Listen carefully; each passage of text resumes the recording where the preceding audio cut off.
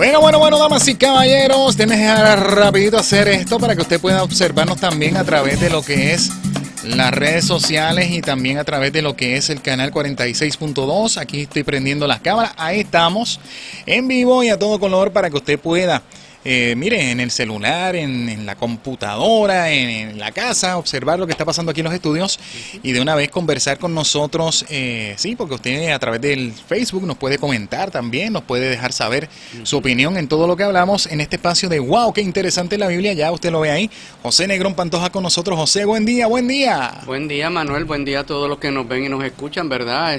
Todos los días lunes. Yes. Vamos a hablar algo hoy que tiene que ver con hiper. Sí. Hiper implica algo que es superlativo. Por ejemplo, hipermercado. ¿Ves? ¿Tú has visto? Esas cosas son grandes. No simplemente de un tamaño, es que son grandes, inmensas. Mega. De verdad, correcto. También se usa mega, ¿ves? Pero vamos a hablar de una línea de pensamiento que se ha ido metiendo en la iglesia cristiana. En algunos lugares, en algunas áreas. Y vamos a hablar de la hipergracia. Ah, la hipergracia. ¿Qué es la hipergracia? ¿Cómo nos puede afectar? ¿Cómo está afectando a cierta gente? ¿Cómo alguna gente pues ha llegado a eso de por sí? Así que vamos a hablarlo en Arroz y Habichuela, ¿verdad? Consultamos diversas fuentes, lógicamente, buscamos información para poder nutrir esto. Y la hipergracia realmente es una versión moderna de una herejía antigua. Eso comentaba ahorita, me decía fuera del aire, que esto no es nuevo, pero que se ha introducido con un cierto tipo de manera moderna. Sí, hay unos toques que hoy en día le añaden como que atractivo probablemente a ese tipo de doctrina. Y que se escuchan bonitas. No, se oyen espectaculares. De hecho, es una fusión de verdad con error. Exacto. Y ahí es que vienen los problemas que tenemos hoy en día, cuando la gente agarra la verdad, le meten una cucharada de error. Y ahí es que el problema se forma. Así es. Esta es la versión moderna del antinomianismo. Antinomianismo. Hoy es lunes, esa palabra era para ayer. Palabra de domingo, muy bien. Era palabra de domingo traída el lunes. Ahora, eso es una herejía antigua en la cual la ley moral del Antiguo Testamento se descarta. Y tú dices, pero si se descartó la ley, la parte de la ley moral nunca se abolió. Al contrario, se le puso más fuerza. Porque fíjese, la ley moral está contenida, por ejemplo, en los 10 mandamientos. Claro. Y hay unos mandamientos que están allí, que son de carácter moral y que su validez va a sobrepasar los tiempos, las épocas y las edades. Así que hay una parte que es la civil y la ceremonial, que esa no la tenemos que cumplir, pero cuando tú ves los 10 mandamientos, tú tienes que darte cuenta de que tienes que cumplir con esa parte, porque es ley moral. O sea, no robará, no dará falso testimonio, no matará. No tendrás ajenos delante de mí. Y todo eso está ahí, correcto. Ellos entienden que esa ley moral fue totalmente abolida también. De tal paso, de tal manera, ¿verdad? De que podemos vivir como querramos, porque estamos bajo la gracia. Mira para allá. ¿Okay? Han desvirtuado con lo que es la gracia. Realmente le han querido... Le han sacado la parte de la justicia y han extendido el asunto de la misericordia a un grado tan superlativo que entonces el infierno no existe. ¡Wow! Entonces se llega hasta el universalismo. El universalismo enseña de que todo el mundo un día será salvo. Pero la Biblia no nos enseña eso. La Biblia nos enseña que a veces, bueno, a Cristo le preguntaron una vez, son pocos los que se salvan. O sea, le dijeron, dame cifra. Sí, tira algo para y tener el más o Señor menos. lo que dijo fue, procurad entrar por la puerta estrecha, porque grande es la puerta y ancho el camino que lleva a la perdición y muchos entran por ella. En otras palabras, no dijo números, pero dijo que no son tantos. ¿Vas viendo? Aunque parecieran ser muchos, pero a la comparativa de lo que es el mundo completo, te vas a dar cuenta de que son pocos. Así es. Ahora, esta doctrina también interpreta ciertos textos de una manera particular. Yo voy a leer un momentito Romanos capítulo 8, verso 1. Dice, ahora pues ninguna condenación hay para los que están en Cristo Jesús, los que no andan conforme a la carne, sino conforme al Espíritu. ¿Qué hacen la gente que están en la hipergracia? Ellos interpretan Romanos 8.1 abrazando la primera parte de ese texto. Ninguna condenación hay para los que están en Cristo Jesús. Hasta ahí va la cosa bien. Qué lindo. ¿Ves? Ahora, desecha la parte B. Porque dice, los que no andan conforme a la carne, sino conforme al Espíritu. Porque para tú estar en esta fe tienes que andar en el Espíritu.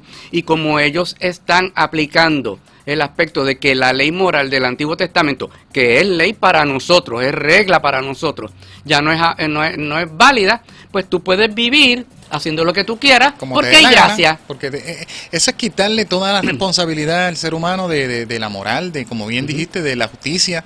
Es como si tú criaras un niño diciéndole cada vez que hace algo malo, eso no es nada.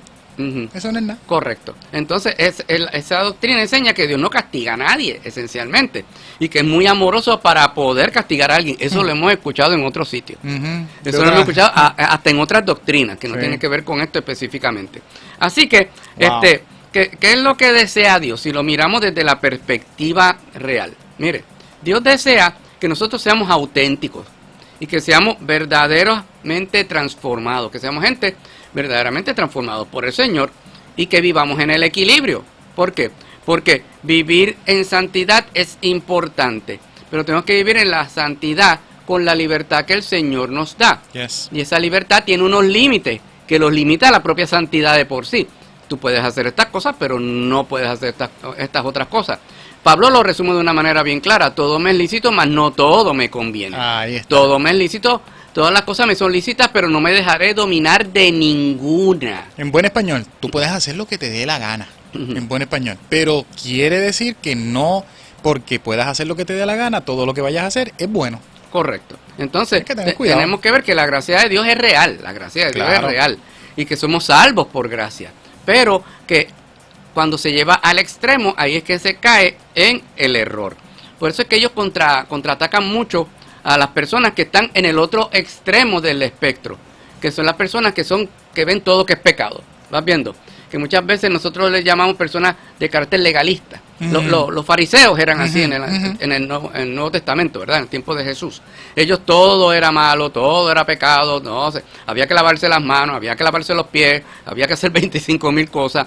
Y la gente vivía muerta del miedo. ¿Por qué? Porque todo era una regla. Claro, todo era estrictamente, la ley era el Dios. Ajá, correcto. El Dios de la Biblia lo habían hecho a un lado y hicieron un Dios a su forma y manera. Exacto. Por eso es que la tradición de alguna gente invalidaba e invalida la ley de Dios. Ahora, vamos a ver lo que dice Romanos capítulo 6, versos 1 y 2. Él lo tienes por ahí, entiendo yo. Sí, lo para tengo que por veamos. acá. Mira lo que dice Pablo ahí. ¿Qué pregunta hace Pablo ahí atacando este asunto? Dice, ¿qué pues diremos? ¿Perseveraremos en el pecado para que la gracia abunde? En ninguna manera, porque los que hemos muerto al pecado, ¿cómo viviremos aún en él? Y eso es lo que pasa en la hipergracia. En la hipergracia acontece que las personas que dicen, bueno, pues para que haya gracia, pues entonces tenemos que hacer algo. ¿Entiendes? Qué pensamiento increíble. Es un pensamiento medio torcido. O sea, no es medio, es torcido. Es torcido completamente. Es torcido completamente. No tiene ni sentido común, por así decirlo. Correcto, pero Pablo lo atiende. Aquí estamos leyéndolo. Sí, porque dice, perseveraremos en el pecado para que la gracia abunde. Y Pablo dice, en ninguna manera. Sí. Hemos muerto al pecado.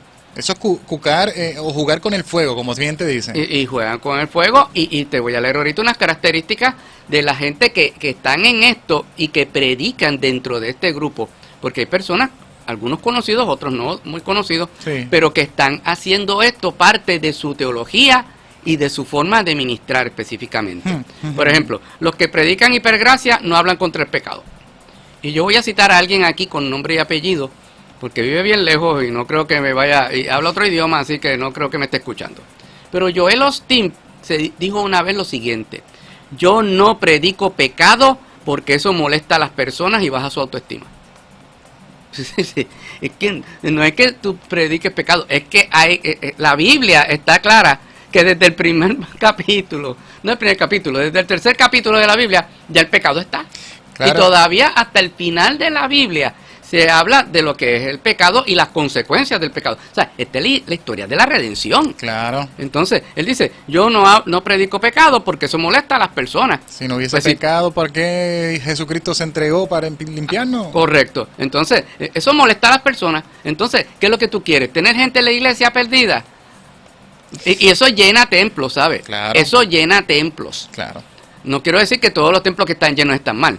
Ahora, lo que quiero sí decir es que cuando eso se hace de esa manera y lo hace atractivo, entonces los mensajes, en vez de volverse unos mensajes de carácter bíblico, se vuelven mensajes motivacionales. ¿Entiendes? Entonces te hablan de tu mejor vida hoy, que vas a disfrutar, que vas a gozar, y por ahí viene también la prosperidad, y por ahí vienen otras cosas aledañas al asunto. Sí, que todo se ha sacado fuera de contexto. Correcto, y no toman posición sobre temas fundamentales como por ejemplo el aborto, la homosexualidad, aún otras cosas más fuertes también. Claro, pues, la infidelidad. El uso de drogas. Exacto. Y cosas así, aunque parezca ridículo.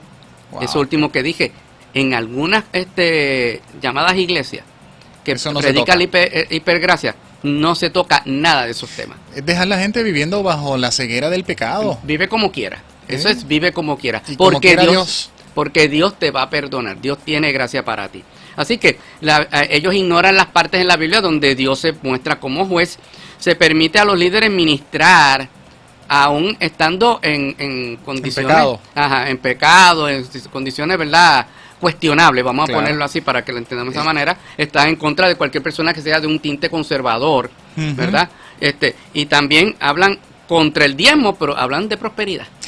Así que de todas maneras, increíble. Si no es por la entrada, es por la salida. No, y es que yo a veces me pongo a pensar, no sé si tú, José, te has puesto a pensar, esta gente leerá, aunque sea la historia de Jesucristo. Me pongo a pensar, porque si tú lees la historia nada más de Jesucristo, quitando todo lo demás, tú te das cuenta que Él va en contra del pecado, que Él restaura a la gente, que le dice, no hagas esto más. Entonces tú te quedas como que... Sí, correcto. Porque lo que están tratando de hacer es que la gente viva una vida bien chévere, bien bonita, bien, ¿cómo se dice? En el aire. Sí, es como un placebo, es un placebo esto, que te haga sentir bien contigo mismo, como tapando con una curita. Y por eso ahí no se amonesta. No se amonesta a la gente. Lo que se espera es que la gente vaya al culto y que sean mejores personas y personas más felices. ¿Sabes? Esto es una psicología, ¿verdad?, barata, pero llena templos. Sí, con un toquecito espiritual. Correcto. Ahora, vamos a ver lo que dice Judas. 1:4. Judas, el único capítulo que tiene, el versículo número 4. Dice, porque algunos hombres han entrado encubiertamente, los que desde antes habían sido destinados para esta condenación. Hombres impíos que convierten en libertinaje la gracia de nuestro Dios y niegan a Dios el único soberano y a nuestro Señor Jesucristo. Fíjate que está definido bien claramente aquí. Dice que esas personas son hombres impíos. Impíos que convierten en libertinaje la gracia de nuestro Dios. Tú sabes, la gracia es maravillosa, pero no es libertinaje. Libertad y libertinaje son dos cosas diferentes. Correcto. Entonces, fíjate que al renglón seguido Judas escribe y dice, y niegan a Dios. Y niegan a Dios. Y niegan a Jesucristo. Aunque lo mencionen, lo niegan. Entonces, por eso es que usted no se sorprende de algunos escándalos que ocurren en algunos sitios, con alguna gente que predican esto y lo otro y pasa X cosa y ocurre Y escándalo. Y dice, pero ¿y qué pasó aquí? Porque son esta gente que está definida por Judas específicamente. Ahora, en Romanos 14:12 la Biblia habla algo en particular, porque como el pecado para ellos es una cosa que pues Dios tiene gracia y nos va a extender gracia, pero a alguna gente se le olvida esto que dice Romanos capítulo 14, verso 12. De manera que cada uno de nosotros dará a Dios cuenta de sí. El aspecto de la responsabilidad individual está en la Biblia. Está bien claro. Ahí en ese texto dice que cada uno de nosotros tendremos nuestro día con Dios personalmente. No sé si es muy privado o es muy público. Indistintamente de cómo sea, yo creo que va a ser público, porque cuando el Señor dijo que si nosotros reconocemos al Señor, el Señor nos reconocerá delante del Padre y de sus santos ángeles. Así que va a haber más de uno. Va a haber bastante gente. Y si lo niega, el Señor te va a negar delante del Padre y de sus santos ángeles. Así que no es muy privado, pero vas a estar tú solo, en el sentido de que no va a haber asistencia. Eres tú con Dios directamente. ¿Ok? Ahora, vamos a ver Hechos 20, 26 y 27, porque esto es importante, porque los que predican hipergracia no hacen esto. Dice, por tanto, yo os protesto en el día de hoy, que estoy limpio de sangre de todos, de la sangre de todos, porque no he reoído anunciaros todo el consejo de Dios. Fíjate, la Biblia dice, y el apóstol Pablo dice, yo no les he ocultado nada. Todo el consejo de Dios. lo lindo, lo bueno, lo feo y lo malo. Todo el consejo de Dios hay que predicarlo. Yes. Hay gente que predican nada más que una parte. Lo lindo. Lo lindo. Y hay gente que también predican solo lo malo. Ahí está el extremo también. Ahí Todos está los extremos son malos. Los extremos son malos. Entonces tú tienes que predicar todo el consejo de Dios, tienes que decirle cuáles son las bendiciones y cuáles son las maldiciones. Es bíblico porque desde el Antiguo Testamento Dios dijo, estas son las bendiciones de la obediencia, estas son las maldiciones de la desobediencia. Exacto. Y el Señor te enseña cómo vas a huir de la condenación del infierno. Pero también te habla del reino de los cielos, donde vamos a ir porque el Señor preparó un lugar. Así que el consejo de Dios es completo y está en la Biblia. Pero hay gente que rehuyen a anunciar una parte del consejo. Los de la hipergracia hacen eso. ¿Ves? Vamos a hablar nada más que de lo chévere, lo bonito, Dios te perdona, Dios tiene misericordia, es súper amoroso, y usted cabe aquí, todos entran y está muy bien. Pero en el cielo, como yo siempre he dicho aquí, después de casi más de 14 años aquí, esto es una imaginación mía. Yo siempre digo esto como imaginación. No diga que la Biblia lo dice. Exacto. Pero debe de haber un cartel, digo yo, ¿verdad? Lo digo a modo de ilustración. Que está en muchos negocios por ahí. Nos reservamos el derecho de admisión. O sea, el derecho de admisión Dios se lo ha reservado. Solo entran estas personas. Solo entran bajo estas condiciones. Ajá. Y aquí están las condiciones de Dios, están en la Biblia. Pero no entran, que yo voy a entrar porque no, Dios es bueno y misericordioso. Él me tiene que dejar entrar porque Él es amor. Pero la Biblia enseña, como muchas veces la gente dice, está en la Biblia, que Él es un fuego consumidor. Horrenda cosa es caer en manos del Dios vivo si estuviste viviendo fuera del orden del Señor. Así que todo esto son características que tienen los que predican la hipergracia. No nos olvidemos de los 7 mensajes a las 7 iglesias en el Apocalipsis. El Señor, alguna gente allí los trató bastante fuerte. Y específicamente a la Odisea la trató, que la última iglesia le dio bien duro. Vamos a decirlo de esa manera. Porque el Señor vio que esa iglesia estaba mal. Y otras iglesias el Señor le dijo, tengo esto en contra de ti. Vaya al Apocalipsis. Amor, has hecho esto, has hecho... Y le llamaba. Pero le daba el consejo completo. Le decía, yo te exhorto a que te arrepientas, pero te voy a dar esta bendición si vences. ¿Sabes? El consejo de Dios tiene que estar completo. Los pastores, los predicadores tenemos que hacer eso, a costa de lo que cueste. ¿Por qué? Porque alguna gente no quiere perder membresía. Alguna gente no quiere perder... ¡Ay, que se ofendió! No sé qué. A Cristo se le fue medio mundo. Claro. En una dijeron, maestro, se fue... Vete tú con ellos si quieres. Las encuestas dicen que estamos en el 4%. ¿Entiendes? Sí. Entonces, Cristo dijo, ¿y ustedes también se quieren ir? Entonces, ahí vino Pedro, levantó la mano. Siempre Pedro decía, ¿a dónde iremos? Solamente tú tienes palabra de vida, a crédito de Pedro. Yeah. Porque él reconoció que era esto o nada. Sí, porque es que el amor se demuestra incluso cuando tú enseñas lo correcto, que sabes, que confronta tu pecado, para que salgas de él y seas limpio y cambies, te transformes, como quiere nuestro Señor Jesús, para algo que te hace bien, para algo mejor. Correcto. Entonces, no es dejarte ahí en el mismo pecado. Correcto, es una mejoría dentro de eso. Recordemos una cosa, que nosotros como seres humanos somos, ¿verdad?, pecadores arrepentidos. Nosotros somos pecadores arrepentidos. Hay un balance fino entre lo que es gracia y lo que es santidad. Hay un balance fino que hay que llevarlo, porque la convicción del Espíritu es lo que hacia el creyente lo convence del pecado. ¿Para qué está el Espíritu Santo entonces? Vámonos por ese lado. Exacto. ¿Entiendes? El Espíritu Santo vino a mirar, están pecando, ok, vamos a dejarlos así. No, Él convence a su gente de pecado y convence al pecador para que se arrepienta y entre en la iglesia, y el Señor a través del propio Espíritu los va purificando, mejorando, para que lleguen a ser un reflejo de Cristo. No van a ser perfectos, no vamos a ser perfectos, seremos perfeccionados en la transformación de nuestro cuerpo, pero mientras eso ocurre y sucede, tenemos que entonces confesarnos nuestras ofensas unos a otros y todo eso. De hecho, Santiago capítulo 5 verso 16 dice eso: confesaos vuestras ofensas unos a otros y orad unos por otros para que seáis sanados. La oración eficaz del justo puede mucho. Fíjate que ese es un texto probablemente los de la hipergracia leen la última parte. Bueno, sí. La oración del justo, la oración eficaz del justo puede mucho, pero la primera parte no la leería, porque diría, confesad vuestras ofensas unos a otros. Fíjate que al nivel horizontal tenemos que confesar ofensas, al nivel vertical también hay que confesar ofensas, y tenemos que orar unos por otros para que seamos sanados. Porque la iglesia es un hospital. Y voy a usar un ejemplo de un hermano que ayer estaba hablando con él, que me dio una ilustración maravillosa sobre el hospital. Hay creyentes que están, hermano, en sala de emergencia. Están en sala de emergencia, tú sabes que entran, te diagnostican, no sé qué cuánto. Los que están más o menos pueden salir. Pero hay unos que tienen que ir a cuarto. Y los que están más malitos van a intensivo. Y los que requieren cirugía tienen que ir al quirófano. ¿Entiendes? Que hay diferentes divisiones dentro del hospital y en la iglesia es así. En la iglesia es así, pero hay gente que llevan 20 años en sala de emergencia. Wow. Vamos a hablarlo de esa manera, así me dijo el hermano. Y yo, oye, ¿verdad? Nunca había pensado en eso. 20 años en sala de emergencia y no han crecido.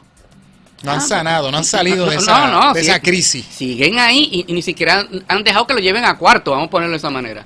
Y hay unos que requieren intensivo y se quedan en sala de emergencia. O sea, la ilustración es maravillosa porque nos da a entender que la iglesia es un gran hospital, pero hay gente que quieren estar nada más que en emergencia. Dame una curita, dame una pastillita. No, tú necesitas cirugía.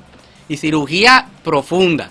Necesitas que te abran y que te saquen y que te pongan, porque así es la obra de Dios. Wow. Ahora, vamos a ver Juan 1, verso número 9. Vamos a ver Juan capítulo 1, la primera epístola de Juan.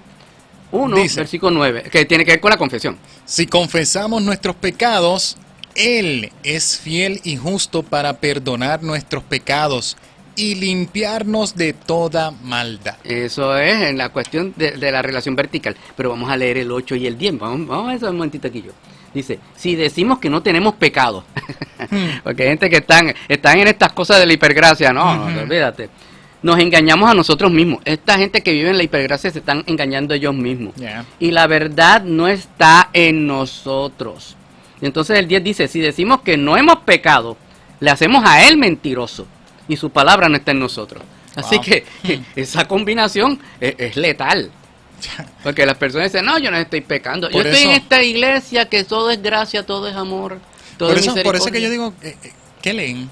Es que no leen Biblia.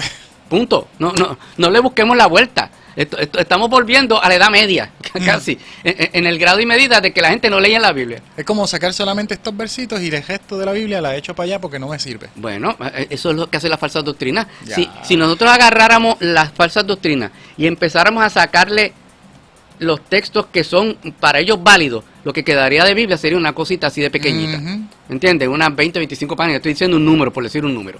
¿Me entiendes? Porque es lo que les conviene de la Biblia. Claro. De la Biblia nos tiene que aplicar en el sentido de todo, de tomarnos el medicamento completo. Exacto. Porque hay un momento que tienes que estar en esa condición para poder hacerlo. Ahora, tenemos que ver, ahí mismo en 1 de Juan capítulo 4, verso 1, para ir cerrando, dice, amados, no creáis a todo espíritu, sino probad los espíritus. Esto es importante que usted tenga cuenta cuando esté escuchando gente por ahí. Si son de Dios, porque muchos falsos profetas han salido por el mundo, ¿ok? Así que la hipergracia da licencia para pecar, menosprecia la confesión y el arrepentimiento, ¿ok? Te crea un desinterés por la obediencia. ¿Por qué vas a obedecer? ¿Para qué vas a obedecer si Dios te va a perdonar? ¿Sabes? Ese es un problema serio. Se puede decir que es un asesino de la autoridad de Cristo. Sí. Porque básicamente te está diciendo no peques, no hagas esto, no otro, pero no, la gracia te dice, como Él te va a perdonar al fin y al cabo, no hace falta que le creas, no hace falta que hagas nada de eso. Correcto, y eso fíjate, me vino un pensamiento a la mente que a veces cuando yo era muchachito, ¿verdad? Nosotros decíamos en la iglesia, decíamos un disparate, decíamos, bueno, tenemos que pecar para que Dios nos perdone. No, mire, deje de estar pensando ese pensamiento. O sea, cuando uno era muchacho y pensaba en ignorancia cosas, decía, no, ni se te ocurra decir una cosa así, porque estás teniendo la sangre de Cristo por una cosa barata, ¿entiendes? Se estimula en la hipergracia en la vida libertina. Que tener cuidado, de verdad que sí. Ignora el poder y la presencia del pecado, ¿ok? Y la responsabilidad personal que hablamos ahorita, tú sabes, que la ignora, ¿verdad? Y desestima, como dijimos también, el papel del Espíritu Santo. Así que todo este tipo de cosas, usted vaya, vea por ahí, escuche, evalúe, piense. La gracia es verdadera. La gracia es, el Evangelio es de la gracia. Pero tenga cuenta de que la gracia no es hipergracia. Porque va a llegar un momento en que la gracia va a terminar. ¿Tiene su límite? De hecho, en la dispensación de la gracia en la que estamos viviendo. Pero la gracia va a terminar, vendrá la tribulación y después vendrá el milenio. Así que no se crea que esto tiene límite con fecha y hora. Así El asunto es que nosotros no sabemos cuál es la fecha y cuál es la hora. Así es. Y tengamos cuenta sobre estas cosas, ojo y oído atento a lo que usted esté escuchando. Definitivo. Para que entonces no caiga en alguna doctrina que le evite, le impida llegar a la gracia que Dios tiene para los que están ya, ¿verdad? Esperando, que estamos nosotros esperando la manifestación de nuestro Señor Jesucristo. Bueno, José, tema interesantísimo. Aquí hay como 20 mensajes que las personas que nos están escuchando pueden analizar y llevarlos a su iglesia para que hable de verdad y que no caigan en la hipergracia por ahí. Sí. Bueno, José, gracias por tenernos el tema. La gente que esté en sintonía, que tenga dudas, preguntas, que quiera saber del libro, invitaciones, cuéntanos. Bien, rápidamente. El correo electrónico es jnegronpantojas@yahoo.com. Repito, jnegronpantojas@yahoo.com, el correo electrónico para preguntas. Nuestro número telefónico es el 787-381-8103. Siempre el libro de Wow, qué interesante la Biblia está en la plataforma de Amazon.com. Y pastoreamos la Iglesia Cristiana Misionera Defensores de la Fe, en la esquina de las calles Hanover y Kent, la urbanización Villa Contes en Bayamón, Puerto Rico. Si usted está, ¿verdad?, alejadito o está, ¿verdad?, quedándose en su casa y está buscando un lugar donde adorar al Señor, le ofrecemos esta alternativa para que pueda con nosotros adorar al Señor y servirle en espíritu y en verdad. Así que, Manuel, pues nos vamos porque ya como que, ¿verdad?, ya se acabó. Ya como que el tiempo ha transcurrido. Este cuento se acabó, como decían en las caricaturas. Bueno, pues entonces, una mañana más donde juntos podemos decir, wow, qué interesante es la Biblia.